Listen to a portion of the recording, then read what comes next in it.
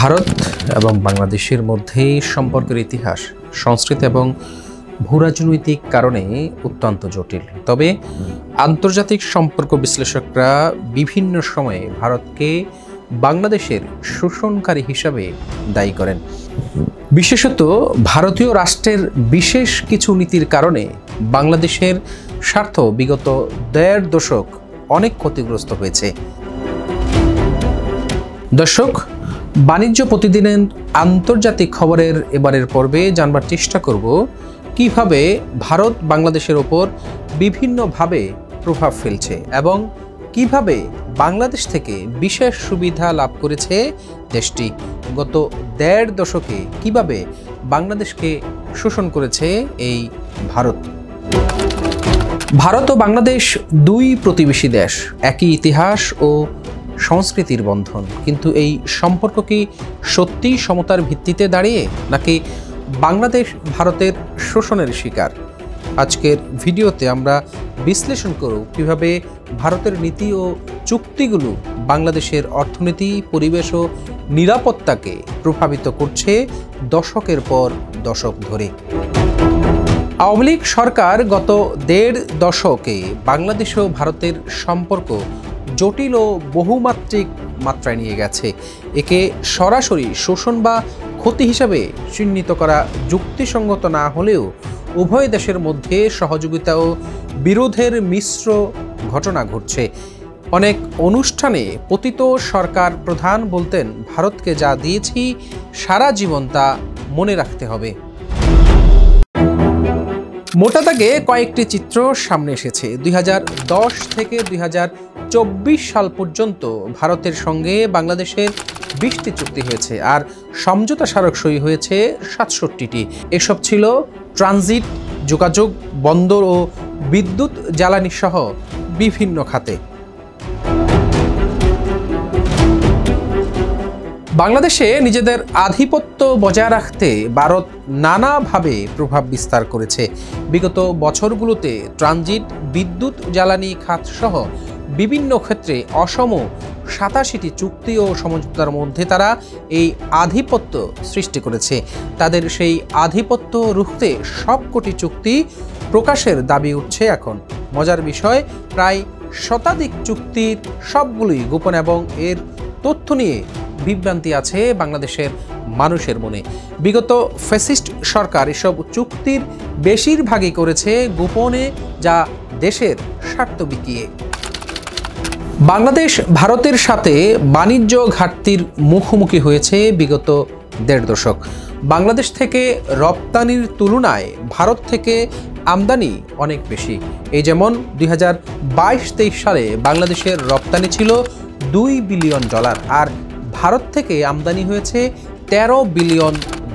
আর এই সুযোগ বাংলাদেশের স্বার্থ বিবেচনায় না নিয়ে করতে দিয়েছে ফ্যাসিস্ট শেখ হাসিনা। বাংলাদেশি পণ্য যেমন টেক্সটাইল, সিরামিক, প্লাস্টিক ভারতে প্রবেশের জটিলতা ও উচ্চ শুল্কের সম্মুখীন হয়েছে বিগত সরকারের আমলে। ফলে এসব খাতে ব্যবসায় ছিল মন্থর গতি। বাংলাদেশ বঞ্চিত হয়েছে বৈদেশিক আয় থেকে। গত ১.৫ দশকে তিস্তা চুক্তি অমীমাংসিত রেখেছে ভারত। দীর্ঘদিন ধরে তিস্তা নদীর পানি বন্টন চুক্তি স্থগিত রেখেছে মোদী সরকার, যে কারণে বাংলাদেশের উত্তরাঞ্চলে কৃষি ও পানির সংকট তৈরি হয়েছে। ২০১১ সালে একটি প্রস্তাবিত চুক্তি অনুযায়ী বাংলাদেশ তিস্তার পানির ৫০% পাবার কথা রয়েছিল, কিন্তু পশ্চিমবঙ্গের রাজনৈতিক বিরোধিতার কারণে এটি আজও বাস্তবায়িত হয়নি। বাংলাদেশের ক্ষতি হিসেবে রংপুর ও উত্তরাঞ্চলে পানির অভাবে কৃষি বিপর্যস্ত, মাটির উর্বরতা হারাচ্ছে এবং পানীয় জলের সংকট তৈরি হয়েছে। ঐতিহাসিকভাবে ফারাক্কা বাঁধ পদ্মার প্রবাহ কমিয়ে বাংলাদেশের নদীভিত্তিক অর্থনীতিকে ক্ষতিগ্রস্ত করেছে, যদিও সাম্প্রতিক সময়ে গঙ্গার পানি বন্টনে কিছুটা উন্নতি হয়েছে।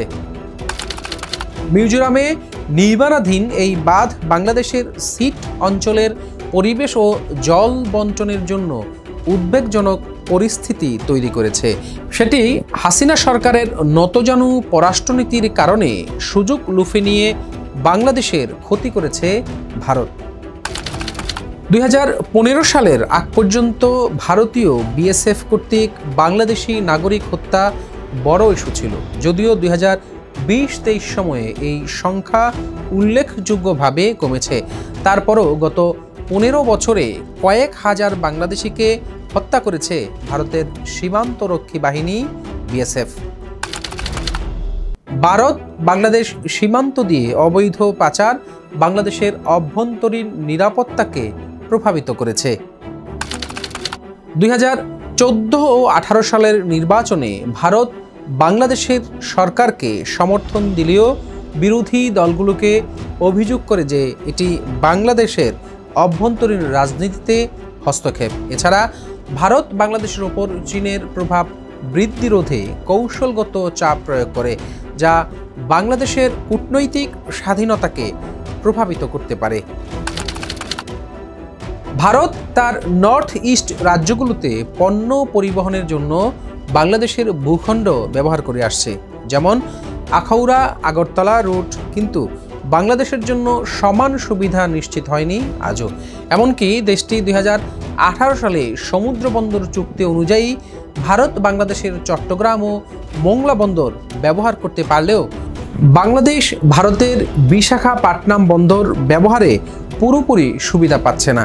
অন্যদিকে ট্রানজিট ফি কম পাওয়ায় চট্টগ্রাম বন্দরের উপরে ভারতের অতিরিক্ত চাপ এবং বাংলাদেশের নিজস্ব বাণিজ্যিক স্বার্থ ক্ষুণ্ণ হওয়ার ঝুঁকি বেড়েছে বিগত শেখ হাসিনার আমলে। এছাড়া 2010 সালের 12 জানুয়ারি সাবেক প্রধানমন্ত্রী শেখ হাসিনার সঙ্গে ভারতের তৎকালীন প্রধানমন্ত্রী মনমোহন সিংয়ের একটি চুক্তি সই হয়েছিল। সেটি হাসিনা মনমোহন চুক্তি নামে পরিচিত। এই চুক্তি নামে বাংলাদেশের ভেতর দিয়ে ট্রানজিটের নামে করিডোর নিয়েছে ভারত, পাশাপাশি মোংলা বন্দর ও চট্টগ্রাম বন্দরের আধিপত্য বিস্তার করেছে। কিন্তু দুঃখজনক হলেও সত্য, গত 16 বছরে এই চুক্তি এখন পর্যন্ত সংসদে পেশ হয়নি। ল্যান্ড বাউন্ডারি এগ্রিমেন্ট 2015 চুক্তিতে 111টি ছিটমহল বিনিময় হয়, যা ইতিবাচক হলেও কিছু বাংলাদেশি অভিযোগ করেন যে ভারতের পক্ষে বেশিরভাগ সুবিধা হয়েছে। অন্যান্য সীমান্ত ইস্যু যেমন নদী ভাঙন, সীমান্তে বিএসএফের কঠোরতা এখন অমীমাংসিত অবস্থায় রয়েছে। বাংলাদেশ ভারতের আদানি গ্রুপের থেকে উচ্চ মূল্যে বিদ্যুৎ কিনছে, যেমন ঝাড়খণ্ডের গোড্ডা প্রকল্প, যার দাম বাংলাদেশের বাজারের চেয়ে বেশি। তাই অতিরিক্ত খরচের বোঝা জনগণের ওপর পড়ছে, বিদ্যুৎ খাতে বৈদেশিক মুদ্রার চাপও বাড়ছে।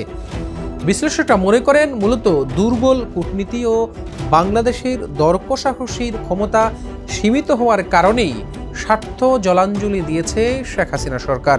বাংলাদেশের উচিত ভবিষ্যতে চুক্তিগুলোতে কঠোর দর কষাকষি করা এবং বহুমুখী কূটনীতির মাধ্যমে ভারসাম্য বজায় রাখা। বাংলাদেশ যদি বহুমুখী কূটনীতি চীন, জাপান, মার্কিন যুক্তরাষ্ট্রের সাথে সম্পর্ক বাড়িয়ে সম্পর্ক জোরদার করে এবং দর কষাকষির ক্ষমতা বাড়ায়, তাহলে ভারসাম্য আনা সম্ভব। জলজ সম্পদ, বাণিজ্য ও ট্রানজিট ইস্যুতে আন্তর্জাতিক মধ্যস্থতা, যেমন জাতিসংঘ ও বিশ্বব্যাংকের কাছে সাহায্য চাওয়া যেতে পারে বিগত অর্থনৈতিক শোষণ রোধে। দর্শক, বাণিজ্য প্রতিদিনের আজকের আন্তর্জাতিক খবরের বিশ্লেষণ থেকে বিদায় নিচ্ছি। আমরা সহজভাবে আপনার সামনে বিশ্ব কূটনীতির নানা দিক তুলে ধরে আপনাকে রাখতে চাই আপডেট। সাবস্ক্রাইব করে আমাদের সাথেই থাকুন। আল্লাহ হাফেজ। ইউএফটি ফার্স্টের সাথে ট্রেড করুন যে কোনো জায়গা থেকে। ক্যাম্পাসে ক্লাসের ফাঁকে, ঢাকার জ্যামে বসে কিংবা ঘরে বসে, ট্রেডিং এখন হাতের মুঠোয়। তাই ট্রেড করুন যখন খুশি, যেখানে খুশি।